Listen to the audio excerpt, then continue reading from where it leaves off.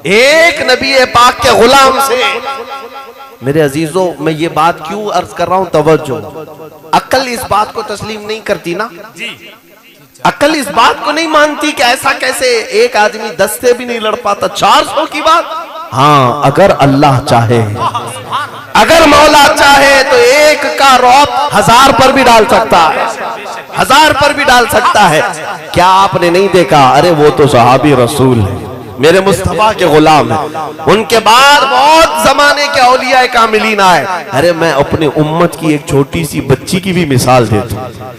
चंद महीने पहले हमारे कर्नाटक की सरजमीन पर एक बुर्का पोश खातून, हमारी कौम की एक बच्ची जिसके पीछे 40 कुत्ते भागते आ रहे थे, उस नौजवान लड़की के हाथ में न चाकू है, न तलवार है, न लाठी है। पलट करके अल्लाहू अकबर ही तो कहा था, और क्या कहा?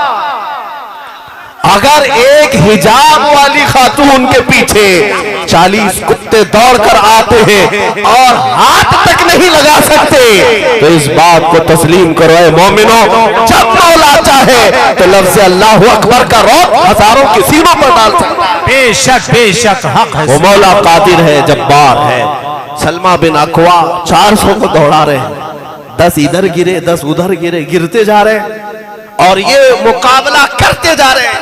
यहां तक कि उनका जो सरदार था अब्दुर्रहमान कारी, वो पुकार कर कहने लगा, तुझे चाहिए क्या हमसे? तू कहां तक दौड़ाएगा, क्या चाहिए?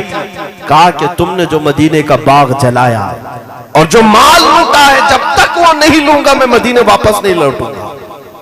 वो मुंतशिर हो गए। तो 400 जो थे, 15 इधर, 20 उधर, 25 इधर, सब पहाड़ों पर चढ़ने लग गए, एक आदमी से जान बचाकर। जब जब पढ़ोगे तुम्हें हंसी भी आएगी और हैरत भी होगी कि रसूलुल्लाह के दीवाने डराते कैसे थे दुनिया। हाँ, डरे ऐसे में बुज़दिल लोगों को देख करके मुझे अजीब सा लगता है कि तुम उठो तो सही, तुम्हारे चेहरे में आज भी हुजूर की मोहब्बत है, तुम्हारे सीने में आज भी हुजूर का दिया जल रहा है। यही दौलत सबसे बड़ी है।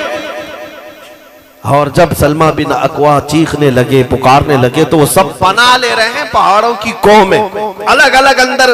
और उसके बाद कहते हैं, तुम वहीं रुको, हम सामान फेंक रहे हैं, हम सामान फेंक रहे हैं। जो लूटी हुई खजूरें थी वो फेंकने लगे, जितना था वो हासिल किए।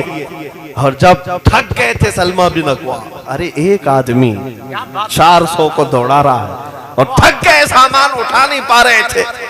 कहा कि मुझे इस बात का एहसास भी नहीं था कि जब इनके पीछे दौड़ रहा था तो कम से कम मदीने वालों को बोल तो देता, किसी को खबर भी नहीं किया, अकेले आ गए। और उसके बाद हुआ क्या?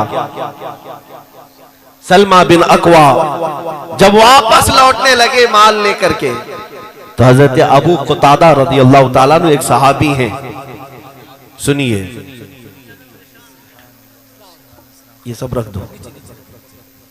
हजरत अबू क़तादा रज़ियल्लाहु ताला अन्हु एक और सहाबी हैं जिनको फारिसु रसूलिल्लाह कहा जाता है। घुड़सवारों के सिपहसालार वो थे। वो 10 सहाबा के साथ आने लगे हजरत सलमा बिन अकवा के पास।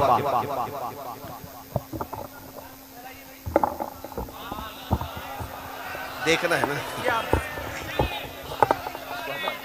उसको पीछे कर ले, बहुत अच्छा, उसको पीछे करिए।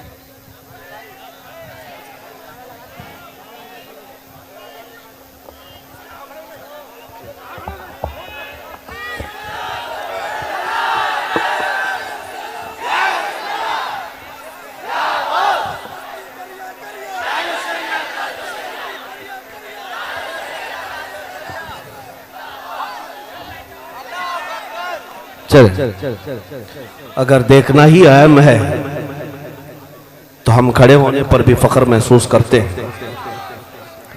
हजरत सलमा बिन अकवा के पास एक सहाबी आए, हजरत अबू क़तादा, 10 सहाबा को लेकर सवार, और बीच रास्ते में आए। कहा कि सलमा बिन अकवा, हम तुम्हारी मदद के लिए आए हैं, हम तुम्हारी मदद के लिए आए, चलो उनको और दौड़ाते हैं।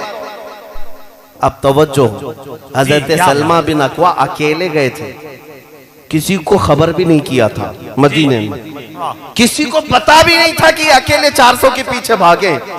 ये 10 मदद के लिए कहां से आए, इनको किसने बताया? हजरत अबू कुतादा से हजरत सलमा बिन अकवा ने पूछा कि तुम अचानक ऐसे कैसे आ गए मेरी मदद के लिए? ये मदीने से काफी दूर है, पहाड़ी इलाका है, यहां तुम कैसे आए?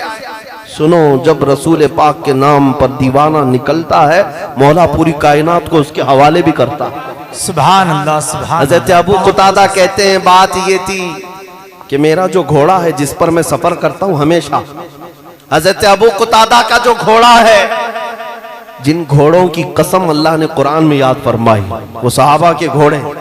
अबू कुतादा कहते मेरा घोड़ा जिस पर मैं सफर करता था, आज ये आया बहुत हिनहिनाने लगा, बहुत अपने दोनों पैर उछल कूद करता था उठा उठा कर। मैंने सोचा आज तक मेरा घोड़ा ऐसा कभी किया नहीं। मैंने उसको सहलाया तो और भी धक गया। मैं उसको और करीब ले जाने की कोशिश किया तो दुम हिलाने लगा। मैंने सोचा कुछ तो बात है, तो मैंने कहा कोई बात है। घोड़ों से वो लोग बात भी करते थे। तो घोड़ा अपनी पीठ को हिलाने लगा जैसे कि सवार होने की बात कर रहा है। अबू कुतादा कहते हैं मैं समझ गया कि मेरा घोड़ा कुछ चाहता है, पानी पीना चाहता होगा, कुछ चरना चाहता होगा। मैं पीठ पर सवार हुआ और ये घोड़ा है जो मुझे तुझ तक पहुंचाया है, और किसी ने नहीं बताया, मेरे इस घोड़े ने बताया। अब मुझे बताओ उस घोड़े को खबर कैसे कि सलमा बिन अकवा अकेले लड़ रहे हैं? मेरे अजीजों, इस बात को पढ़ने के बाद हमें एहसास होता है नामों से रिसालत की हिफाजत के लिए अगर मैदान में उतरोगे तो अल्लाह हर जानवर को भी तुम्हारा मुत्तबा फरमा, बहुत अच्छा, जिंदाबाद जिंदाबाद, तुम्हारे लिए मुसख्खर फरमा देगा, कायनात को तुम्हारे हवाले करेगा।